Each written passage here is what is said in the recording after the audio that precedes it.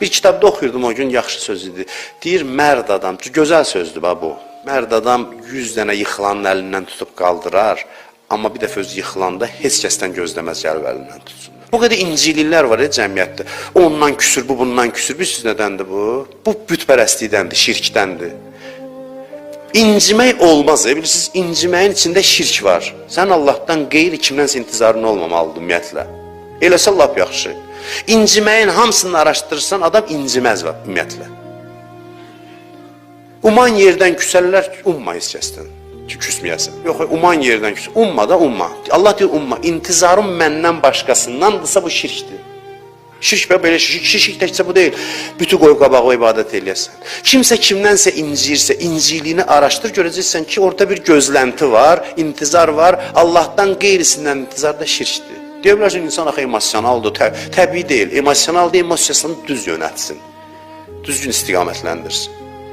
Gözləntidə olmasın heç kəsdən. Mən buna baxı, əlimin duzu yoxdur. Mən hamıya belə elədim, axırda bir dəfə özüm yıxıldım. Heç bir zərrə gözlən, mərd adamsansa, yenə sonra özün qalx ayağa, Allahın kimi, yenə başla yıxılanları durğuzmağa təzdən, əlindən tutub qaldırma. Buna deyərlər, mərd adamdır bu.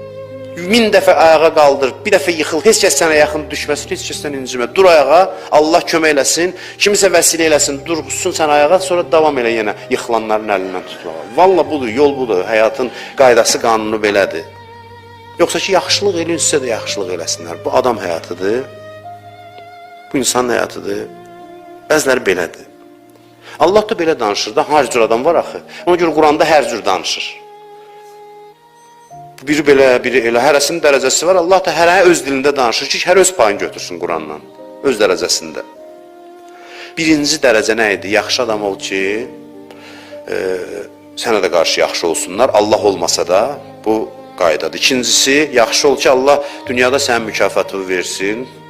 Bu da mənfəətpərəstlikdir, amma dünya mükafatına görə. Üçüncü dərəcədə yenə də mənfəətə görədir, amma qiyamətdəki mənfəətə görə. Bu işi gör ki, cənnətə gedəsən, bu işi görmə ki, cəhənnəmə getməyəsən. Burada da mənfəət var, amma səviyyəsi yuxarıdır. Bu qiyamət mənfəətidir. Bəziləri də var, bunu da deyim sizə. Qıraqdan deyək verir, bu nə dindarlıqdır, cənnətə görə ibadət eləyəcək, cəhənnəmlə. Belə deyir, amma bir dənə balaca dünya mənfəəti üçün özünü öldürür dünyada. Bu indi bu dinə gəlib çatanda, hələ sən gəl bir addım at, cəmaata göstər ki, mən mənfəətsiz ibadət edirəm.